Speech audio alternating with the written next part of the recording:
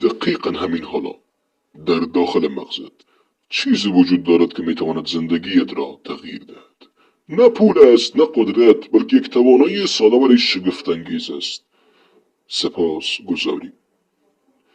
دانشمندان در دانشگاه بروکلی کالیفرنیا نشان دادند که وقتی انسان شکرگزاری می کند، مرکز شادی و آرامش در مغز فعال می شود و همینطور تحقیقات دانشکده پزشکی هاروارد به اثبات می رسانه که سپاسگزاری استرس را کاهش میده، خواب انسان را بهتر میکنه و احساس رضایت زندگی را بر انسان ها افزایش میده.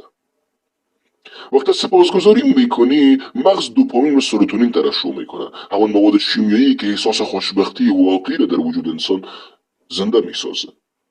این یعنی سپاسگزاری مغزت را تغییر میده، نگاهت را هم تغییر میده و به مرور زندگیت را تغییر میده.